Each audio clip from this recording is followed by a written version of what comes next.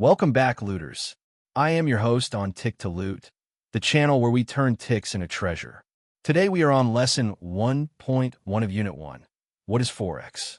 In this lesson, we're going to cover what Forex is, who participates in the market, and why it exists.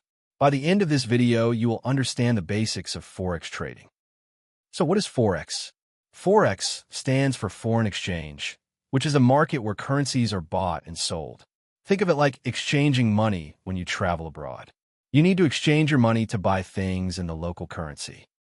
For example, when you travel to another country, you might exchange your money at the airport. This is a simple example of a foreign exchange transaction. You're buying one currency and selling another. So, who participates in the Forex market? The answer is many different types of entities. Banks, institutions, governments, and even regular people like you and me, known as retail traders, all participate in the Forex market. Banks, for example, need to exchange currencies to facilitate international trade and investment. They buy and sell currencies on behalf of their clients. The Forex market is massive, with over $7.5 trillion traded per day. This makes it the biggest financial market in the world, dwarfing the stock and bond markets. So, why does the Forex market exist? The answer is to facilitate international trade, tourism, and investment.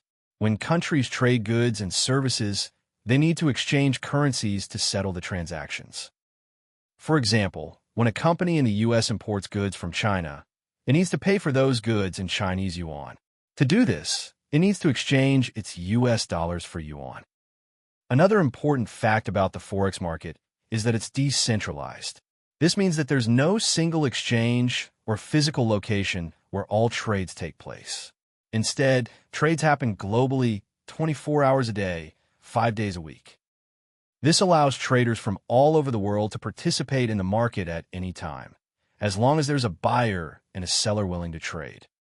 To recap, we've covered what Forex is, who participates in a market, and why it exists. We've also explored the size of the Forex market and its decentralized nature. That is everything for lesson 1.1. What is Forex trading? If this helped you, smash that like button and subscribe to Tick to Loot so you never miss a lesson. Drop a comment below. What was the most useful thing you learned today? See you in the next lesson, looters. Keep turning those ticks into treasure.